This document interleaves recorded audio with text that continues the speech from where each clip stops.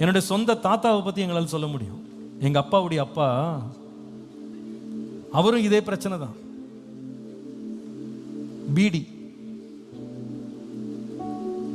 பயங்கரமாக அவருடைய லங்ஸ் எல்லாம் அஃபெக்ட் ஆகி ராயப்பேட்டா மருத்துவம் நினைக்கிறேன் கவர்மெண்ட் ஹாஸ்பிட்டலில் அவரை அட்மிட் பண்ணி வச்சிருந்தேன். அப்போ எங்கள் அப்பா தான் அவரை கவனிச்சிட்டு இருந்தாங்க. அப்போ டாக்டர் கூப்பிட்டு சொன்னாராம், ஃபுல்லாக நுரையீரல்லாம் பாதிக்கப்பட்டுருச்சு, லங்ஸ் எல்லாம் பாதிக்கப்பட்டுருச்சு. ஏதோ கடவுள் புண்ணியத்தில் நீ தப்பிச்சுக்கிட்ட. ஏன்னா அவருக்கு சொந்தக்காரர் ஒரு டாக்டர் அந்த பக்கம் வந்து கண்டுபிடிச்சு அவருக்கு உதவி செஞ்சிருக்கிறார். அவர் உயிரை காப்பாற்றினார். ஆனால் காப்பாற்றிட்டு சொன்னாராம், இதுதான் அவனுக்கு கடைசி வார்னிங். இன்னொரு பீடி நீ பிடிச்ச அதுக்கப்புறமா நீ உயிர் பழைக்க மாட்டேன்னாராம். கையெடுத்து கும்பிட்டாராம் எங்கள் தாத்தா. இனிமே எங்கள் மனைவி சத்தியமாக சொல்கிறேன், என் பிள்ளைங்க சத்தியமாக சொல்கிறேன், இனிமே நான் என்ன பண்ண மாட்டேன், பீடி பிடிக்க மாட்டேன். 3 நாள் அங்கே ஆஸ்பத்திரியில் இருந்தார். எங்கள் அப்பா தான் அவரை கவனிச்சிட்டு இருந்தாங்களாம். ஒரு நாள் காலை வேளையில் எங்கள் அப்பா வந்து எங்கள் தாத்தாட்ட சொன்னாராம், நான் வீட்டுக்கு போய் குளிச்சுட்டு உங்களுக்கு சாப்பாடு எடுத்துகிட்டு வரேன், இட்லி எடுத்துகிட்டு வரேன்னாராம். அப்படி கிளம்பும் போது எங்கள் தாத்தா எங்கள் அப்பாட்ட சொன்னாங்களாம், டேய் ஒரு 5 ரூபாய் இருந்தால் கொடுத்துட்டு போடான்னாராம். எதுக்குப்பான்னு கேட்டேன். இங்கே பாத்ரூம் போனால் கூட கவர்மெண்ட் ஹாஸ்பிட்டலில் ஒருத்தன் உதவி கேட்டால் கூட காசு கேட்குறான், உதவிக்கு யாரும் வரமாட்டேங்கிறான், ஒரு 5 ரூபாய் கொடுத்துட்டு போ. எங்கள் அப்பா சரி 5 ரூபாய் கொடுத்தாங்க. 5 ரூபா தெரில, எனக்கு 1 ரூபா 2 ரூபா தெரில. பட் அந்த காசை கொடுத்துட்டு எங்கள் அப்பா வீட்டுக்கு போய் குளிச்சுட்டு சூடாக இட்லி எடுத்துட்டு ஆஸ்பத்திரிக்கு திரும்ப வர்றாங்க. அது எவ்வளோ, 1 மணி நேரம் 1.5 மணி நேரத்துக்குள்ளே திரும்ப வர்றாங்க. உள்ளே வந்தால் எங்கள் தாத்தாவுடைய படுக்கையை சுற்றி டாக்டர்ஸ் நிற்கிறாங்களாம். எங்கள் அப்பா பக்கத்தில் போய் என்ன ஆச்சுன்னு கேட்டால் செத்துட்டாருன்னாங்க. என்னங்க செத்துட்டாருன்றீங்க, நாங்கள் இப்போ தாங்க பார்த்துட்டு போனேன், சாப்பாடு எடுத்துகிட்டு இட்லி சூடாக எடுத்துகிட்டு வந்திருக்கிறாரு, தாத்தா உயிர் போயிடுச்சு. என்ன எப்படி இறந்தாரு, நல்லா பேசிகிட்டு இருந்தார், எப்படி இறந்தாரு? அப்போ டாக்டர் சொன்னாரா, அந்த கீழே பாருங்கன்னாராம். கீழே என்ன இருந்துச்சு தெரியுமா, இந்த 5 ரூபாய் வச்சு பீடியை ஒருத்தனை வாங்கிட்டு வர சொல்லி உள்ளே வச்சு பீடி பிடிச்சிருக்காரு. அந்த பிடிச்ச பீடி வந்து ஃபுல்லாக கூட முடியலை, அது பாதி பீடி இன்னும் புகஞ்சிக்கிட்டே இருக்கு கீழே, அதுக்குள்ளே உயிர் போயிடுச்சு. என்ன பயங்கரம்! ஒரு மனுஷனை வந்து ஒருத்தனுடைய மைண்டை எப்படி பிசாசு வந்து சிறைபிடிக்கிறான் பார்த்தீங்களா? இன்னைக்கு எத்தனை பேர் தெரியுமா இங்கே உட்காந்துருக்க வாலிப பிள்ளைங்க நிறைய பேர் டீசெண்டாக இருக்காங்க, மாடர்னாக ட்ரெஸ் போட்டிருக்கான், ஆளை பார்த்தா படித்த பிள்ளை மாதிரி இருக்கான். ஆனால் மைண்ட் இங்கே இல்லை தெரியுமா? எப்படா கிளம்பலாம், எப்படா அதை போய் பார்க்கலாம், எப்படா அதில் போய் விளையாடலாம், எப்படா அதில் போய் ஈடுபடலாம். மைண்டை கொக்கி போட்டாங்க, கொக்கி போட்டு வச்சிருக்கான். ஒரு அடிமை மாதிரி நாய் மாதிரி தூக்கி இழுத்துட்டு போகிறான். ஏய் உட்காருடான்றான், உட்காடுறான். சர்ச்சில் உட்காந்துட்டே இருக்காங்க, டேய் எழும்புடா போதுண்டா, எழும்புடா வீட்டுக்கு போடா. எழுந்து போகிறாங்க, போகிறான், எழுந்து போகிறான். அந்த பிள்ளைய பார்த்து சொல்கிறான், ஏய் என்ன இப்படி பார்த்துருக்க, அப்படி திரும்பி பாருன்றான். திரும்புகிறான். என்ன இப்படியே உட்காந்துருக்க, இதை செய்கிறான். ஏன் தெரியுமா? மைண்டை என்ன பண்ணுறான், தன்னோட ஃபுல் கண்ட்ரோலில் கொண்டு வரும். அன்றைக்கி இயேசு சொல்கிறாரு பேதுருவை பார்த்து, சொலகளை போட்டு புடைக்கிற மாதிரி புடைக்கிறக்க என்கிட்ட உத்தரவு கேட்டுக்கொண்டான், நான் வந்து உன் விசுவாசம் ஒளிஞ்சு போகக்கூடாதுன்னு உனக்கு ஜெபம் பண்ணேன்னு சொன்னார். 2 துருவங்களை பாருங்க. ஒருத்தன் என்ன செய்கிறான்னா பொடிச்சு இவனை வந்து ஒன்றும் இல்லாமல் நாசமாகணும். ஒரு இடத்துல அவனை நிலைய உட்கார விடக்கூடாது, இவனை அல்லல் பட வைக்கணும், ஆஸ்பத்திரியும் கையுமா உட்கார வைக்கணும், வீடும் வேலையும் ஒரு இடத்துல நிலை கிடையாது, அப்படியே இங்கே அங்கேயே பைத்தியக்காரனை போல அலைய வைக்கணும். அதான் அந்த சொலகளை போட்டு புடைக்கிறது.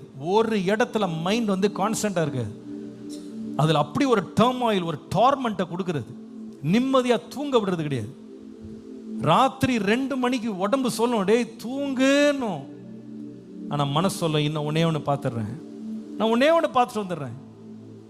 காலில் எழுந்து பாருங்க, கண்ணெல்லாம் கோவப்பழம் மாதிரி இருக்கும், படிக்க முடியாது, வேலைக்கு போக முடியாது, வீட்டை கவனிக்க முடியாது, யாருக்கும் நன்மை செய்ய முடியாது, பைத்தியம் போல சுத்திட்டு இருப்பான். இது யாருடைய கிரியை தெரியுமா? பிசாசின் கிரியை. ஆனால் இவன் சொலகளை போட்டு புடைச்சு ஒருத்தனை ஒன்றுமில்லாம ஆக்கணும், நாசமாக்கணும் அஜெண்டா வச்சிருக்கும் போது இயேசு என்ன சொன்னார்னா, உன் விசுவாசம் ஒளிந்து போகாதபடி உனக்காக நான் என்ன செய்தேன்? வேண்டிக் கொண்டேன். பிரியமானவர்களே, பிசாசின் கிரியைகளை அழிப்பதற்கு தேவகுமாரன் வெளிப்பட்டா. தம்பி, தங்கச்சி, சகோதரனே, சகோதரியே, தகப்பனே, தாயே, உன் மனதை வந்து போட்டு புடைக்கிறானா?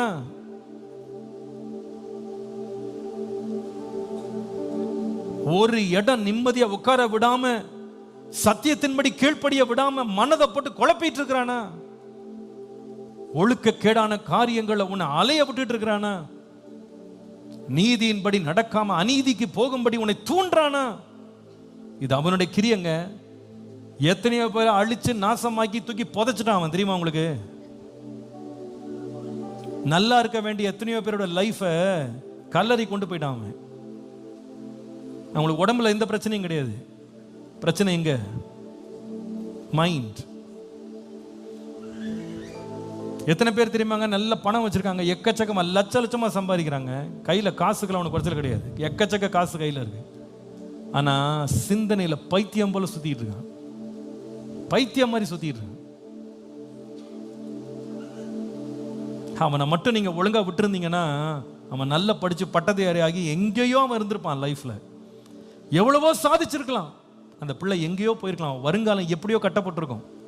எவ்வளவோ புகழ், எவ்வளவோ அவளுடைய வாழ்க்கையில மேன்மை, எவ்வளவு மகிமையா, எவ்வளவு ஆசீர்வாதமா, ஐஸ்வர்யமா, அநேகருக்கு நன்மை கொடுக்கிற ஒரு பிள்ளையாக அந்த பையனும் அந்த பொண்ணும் அந்த சகோதரனும் சகோதரியும் தாயும் தகப்பனும் அந்த கணவனும் மனைவியும் எவ்வளவு அழகா மாறி இருக்கலாம். ஆனா மைண்ட் விட்டுச்சாங்க, போட்டு குழப்பி அவங்கள ஒண்ணு இல்லாமாக்கி, உண்மை பேச விடாம பொய் பேசுன்னு சொல்றது, சமாதானத்தை தேட விடாம சண்டைக்கு போன்றது, நல்ல வார்த்தையை பேச விடாம கெட்ட வார்த்தை பேச வைக்கிறது, சண்டையை தூண்டுறது. இதெல்லாம் யார் பண்ற வேலைன்னு கேட்டீங்கன்னா இந்த பிசாசு ஆனவன் வந்து புடைக்கிறாங்க, போட்டு புடைக்கிறான். இந்த காலில் உங்களுக்கு தைரியமா சொல்லுவேன், அவன் நம்ம புடைக்கிறதுக்காக திட்டம் போடும்போது நம்ம வலுவிடக்கூடாதுன்னு ஜெபிக்கிற ஒரு தேவன் நமக்கு இருக்கிறார். பிசாசின் கிரியைகளை அழிப்பதற்கு தேவகுமாரன் வெளிப்பட்டார். இன்றைய காலையில நீ தொடர்ந்து புடைக்கப்பட வேண்டிய அவசியம் இல்லை, நீ அலசடிப்பட வேண்டிய அவசியம் இல்லை, நீ நிலையற்று திரிய வேண்டிய அவசியம் இல்லை, உன் வாழ்க்கையை நாசமாக்க வேண்டிய அவசியம் இல்லை. குமாரன் உன்னை விடுதலையாக்கினால் நீங்கள் மெய்யாகவே விடுதலையாவீர்கள். இன்றைக்கு விடுதலையாக்கும்படி குமாரன் வெளிப்பட்டிருக்கிறா, வெளிப்பட்டிருக்கிறா, வெளிப்பட்டிருக்கிறா. 61 ஆண்டுகளுக்கு முன்பாக சிகரெட்டுக்கு அடிமையா கடந்த என்னுடைய அப்பாவை ஆண்டவர் விடுதலையாக்கினார். அதனுடைய விளைவு தன்னுடைய வாழ்நாள் முடிவதற்குள்ளாக பல ஆயிரம் மக்களுக்கு என்னுடைய தகப்பனாரை தேவன் ஆசீர்வாதமான ஒரு கருவியாய் மாற்றினார். பல லட்சம் பேருக்கு அவரை ஆசீர்வாதமாய் இன்றைக்கும் மாற்றிக் கொண்டிருக்கிறார். சமீபத்தில் போன வாரம் ஒரு லாரி வந்து பாடி கட்டுற கடைக்கு போயிருந்தேன். நம்ம விசுவாசி கடை தான். அங்க பாத்தீங்கன்னா லாரியினுடைய பாடி எல்லாம் கட்டிக்கிட்டு இருக்காங்க, பெரிய ஷெட் அது. அந்த சகோதரன் உள்ள வந்து ஜோம் பண்ணுங்க பாசன் உள்ள கூட்டு போனார். உள்ள போன உடனே எனக்கு ஒரு இன்ப அதிர்ச்சி. என்னன்னு கேட்டீங்கன்னா, அங்க அந்த வேலை செய்யறவங்க ஒரு ஸ்பீக்கர்ல நம்முடைய தகப்பனார் வந்து பாஸ்டர் தாமஸ் ராஜ் வந்து பிரசங்கம் பண்ண பிரசங்கத்தை போட்டு விட்டு வேலை செஞ்சுட்டு இருக்காங்க, வெல்டிங் அடிச்சுட்டு இருக்காங்க. அப்ப நான் யோசித்தேன், எங்க கிடந்த மனுஷனை தேவன் எங்க கொண்டு வச்சிருக்கிறாரு. இது தேவனாலே அல்லாமல் ஒருவராலுமே செய்ய முடியாது. ஹல்லேலூயா. இருதயத்தை போட்டு கசக்கி பிழிஞ்சு உங்களை நாசமாக்குற திட்டம் அவனுக்கு இருக்கும்போது உன்னை எல்லாரிலும் மேன்மைப்படுத்துகிற திட்டத்தை கர்த்தர் வைத்திருக்கிறார். இந்த வார்த்தையை கேட்டுக்கொண்டிருக்கிற ஒரு சகோதரன் சகோதரி, நீ உள்ளே அழுது கொண்டிருக்கலாம். பாஸ்டர், இதை விட்டுறணும்னு நான் முயற்சி பண்றேன், இருந்து விடுதலையாயிடணும் நான் முயற்சி பண்றேன், யாராவது என்னை விடுதலை ஆக்க மாட்டாங்களா நான் கதறிக்கிட்டு இருக்கேன், எனக்கு இதை செய்ய பிடிக்கல. ஒரு நிமிஷம் சந்தோஷப்படுறது போல இருக்கு, அடுத்த நிமிஷம் பயங்கர வேதனை, குற்ற மனசாட்சி மனசை பாதிக்குது. இப்படி தவறு பண்ணிட்டேனே, இப்படி போயிட்டனே, இப்படி என் வாழ்க்கை நாசமாயிடுச்சே, என் வாழ்க்கையில இவ்வளவு தீங்கு வந்துருச்சு, இவ்வளவு கெடுத்து கொண்டேனே, இருதயம் ரொம்ப என்ன வாதிக்குது சொல்றீங்களா? இன்றைக்கு விசுவாசிங்க, என்னை விடுவிக்க இயேசு வந்திருக்கிறார், இயேசு வெளிப்பட்டிருக்கிறார். கரங்களை உயர்த்துங்க அப்படியே ஆண்டவர் சமூகத்தில். என்னை விடுவி ஆண்டவரேன்னு சொல்லுங்க, என்னை விடுவி ஆண்டவரே சொல்லுங்க. வாயை திறந்து கேளுங்க. என்னை நோக்கி கூப்பிடு, என்னை நோக்கி கூப்பிடு. அப்பொழுது நான் உனக்கு அறியாததும் உனக்கு எட்டாததுமான பெரிய காரியங்களை உனக்கு அறிவிப்பேன். ஆபத்து காலத்தில் என்னை நோக்கி கூப்பிடு, நான் வந்து உன்னை விடுவிப்பேன், நான் வந்து உன்னை விடுவிப்பேன்.